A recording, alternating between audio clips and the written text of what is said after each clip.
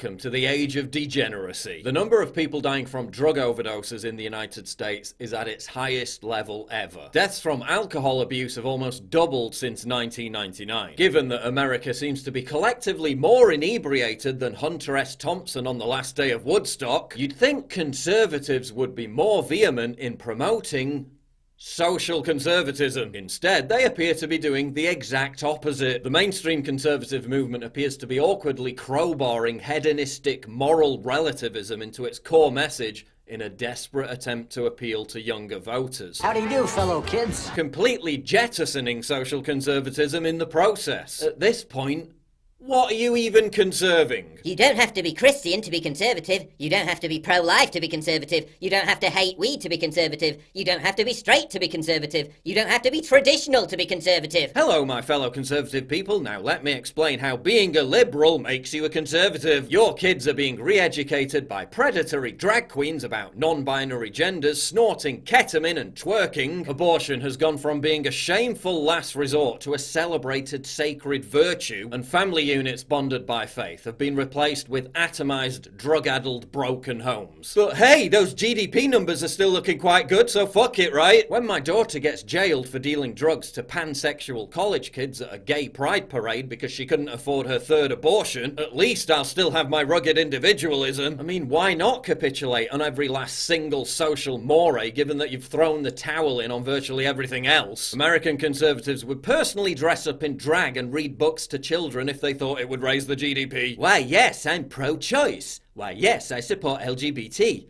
Why, yes, I do smoke weed. Why, yes, I am an atheist. That's right, I'm a conservative. If you are all those things, then fine. But you're about as conservative as Myra Hindley is kind to children. If you only knew how bad things really are. If you only knew how many Christian conservatives engage in the kind of lurid behaviour that would put any hedonistic leftist to shame. If you only knew how many of them posture as role models for young men while living the very lifestyles that wreck young men's lives. I'm trying not to sound too preachy, but if you're gonna grandstand all day about embodying the antidote to amoral, impetuous libertinism, about being a fine, upstanding conservative, then start living like one. Now, I'm not saying you can't go out from time to time and have a laugh and a drink with your mates. Believe me, I'm no Mother Teresa. I've bathed in the worldly waters of the profane on many occasions. But when public intoxication and gratuitous debasement becomes the defining characteristic of Western masculinity, something's gone horribly wrong. Most guys think it's manly to pound beers all weekend, but then they can't run more than a couple of miles or hammer out 25 push-ups. The promotion of binge drinking as manly is a marketing ploy to trick young men into forking over their hard-earned cash to a giant corporation. Beer literally converts testosterone to estrogen in your body and gives you bitch tits. So why is its overconsumption being promoted as a masculine trait? Degeneracy is a broad topic, but at its core you'll find alcoholism. And nobody does alcoholism quite like the British. Brits have the worst drinking problem in Europe. Over 1 million of them are drinking at levels that will knock 2 to 3 decades off their lives. Researchers describe this group as the most severely affected population of alcohol users, chronically intoxicated, to the extent that their organs are being poisoned and their perception is impaired on a daily basis. Unlike virtually every other country in the world, Britain is unique for having women who consume as much alcohol as men. This is a depiction of English public alcoholism in the 18th century. This is a depiction of English public alcoholism in the 21st century. Wow, we've come such a long way. Walk through the centre of any UK city on a Saturday night and you'd be forgiven for thinking you'd stumbled onto the set of 28 Days Later. I can see them, they're coming! Ah!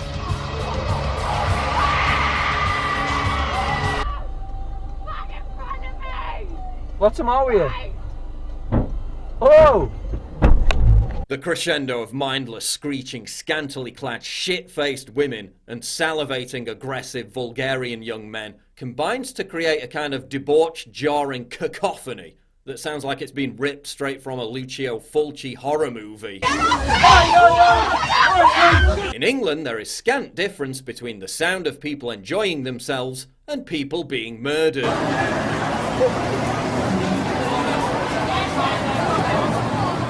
If the English disease used to be football hooliganism, it's now been replaced by hooliganism of a different kind. A putrid, visceral onslaught against everything that's pure and decent. But Brits aren't content with keeping their degeneracy in-house. No, no, no.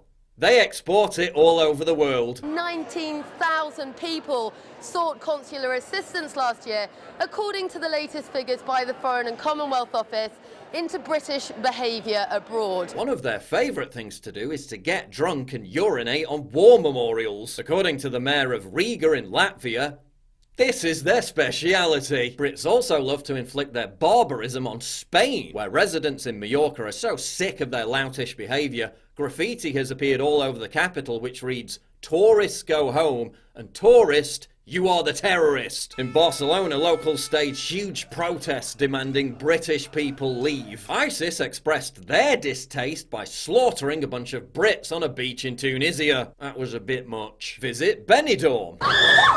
It's like the human equivalent of one of those safari parks where monkeys sling shit at you, furiously masturbate in front of your children and steal your windscreen wipers. Only with British people.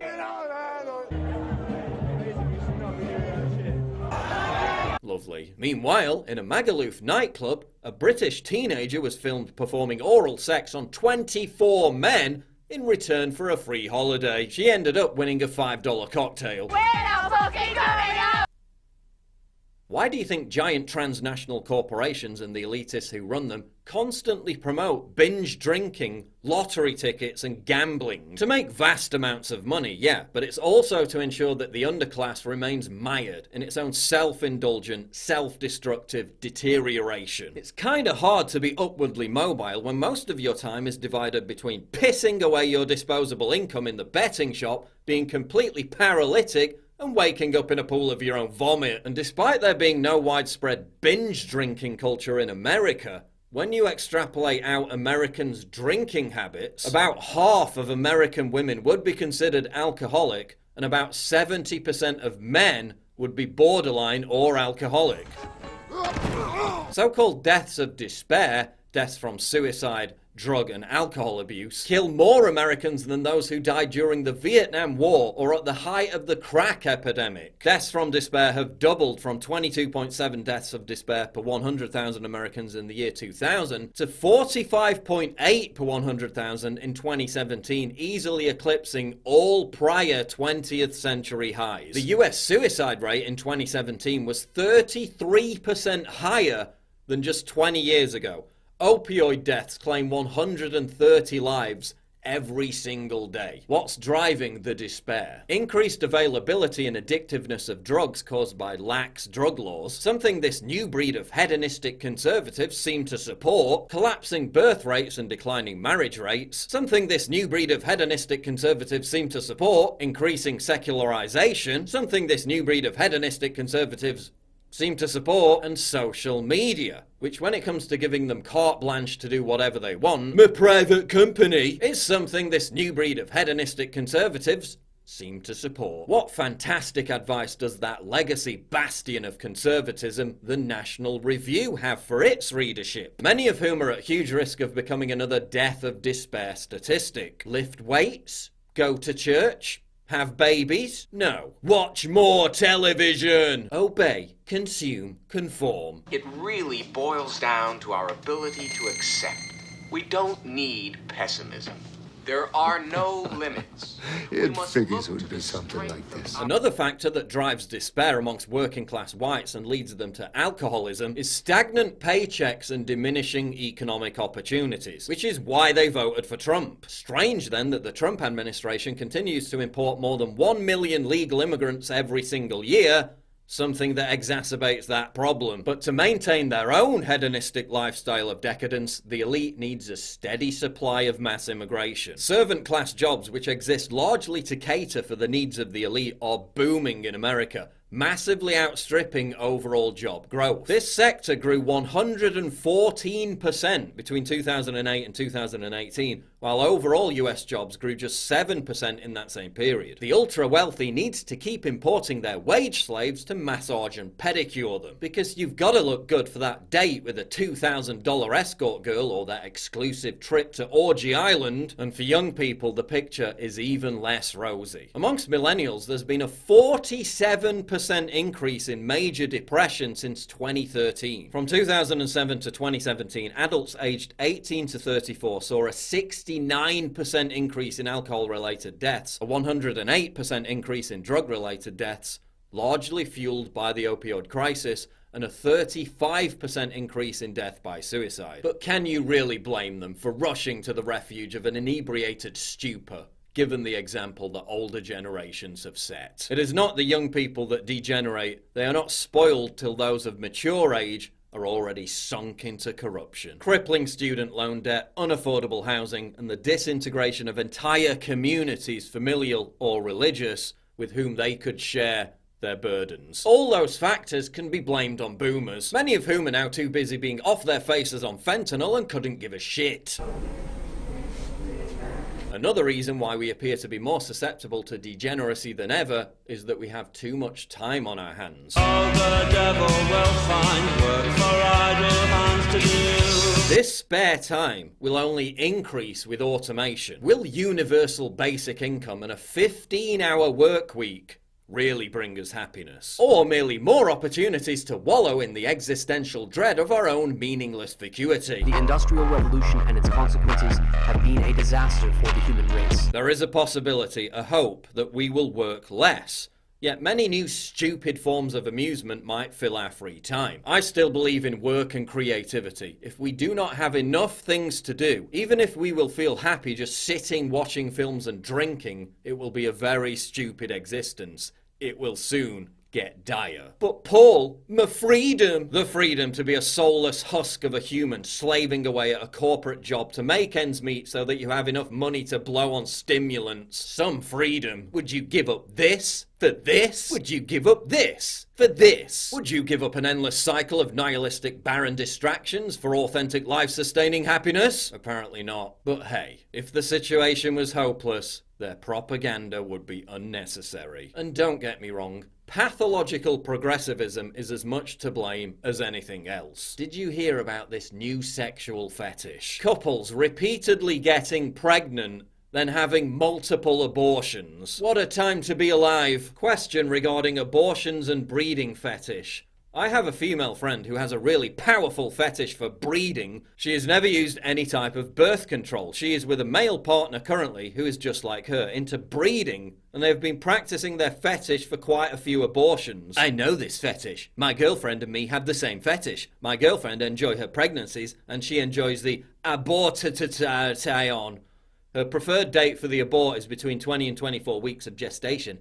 I enjoy it to make her pregnant, and I enjoy the time of her pregnancy. She has no menstrual period, and she is sexual, very active. Sexuality without prevention is very emotional and inexpensive. In the last 10 years in our relationship, we have done 7 aborts. And my girlfriend is pregnant again with a little girl. Abortion fetish is a great method for birth control. Do not be angry about your girlfriend, but let them enjoy their pregnancies. This is what a baby looks like at 20 weeks. That's halfway through the pregnancy. They have ears, toes, fingers. They feel pain. It is good and rare to hear of a couple, both man and woman, where both members are into abortion and pregnancy. This is a wonderful and potent example of personal power, where sex meets violence and creation combines with destruction. Thank you for sharing your exciting romance, and would like to know about how this latest abortion was for you.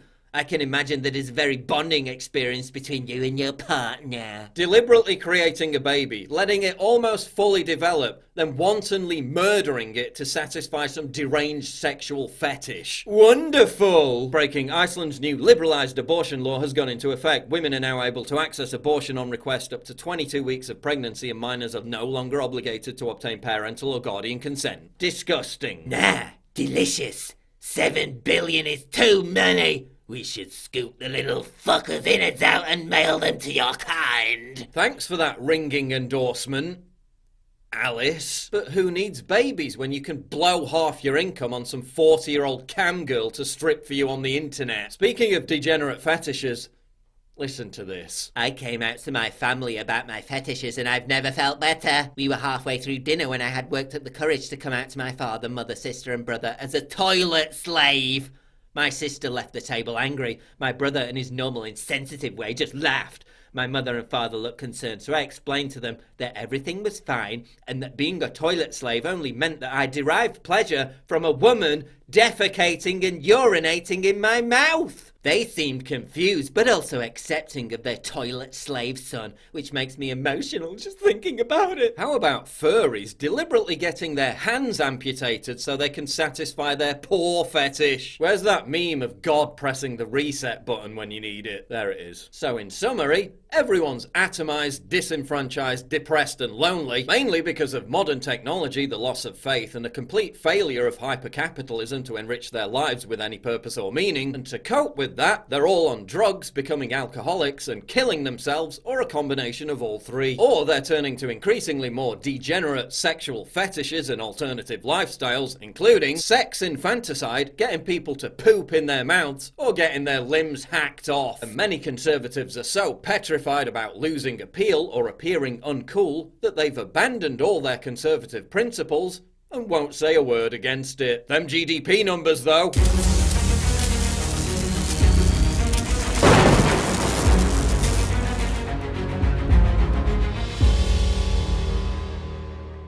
My voice is being silenced by free speech hating Silicon Valley giants who want me disappeared forever. It's absolutely crucial that you support me by donating at Subscribestar. It's also vital that you sign up for my free newsletter at summit.news/newsletter so we never lose contact. And please support my sponsor Turbo Force, the powerful new energy drink without the come down. Link in description.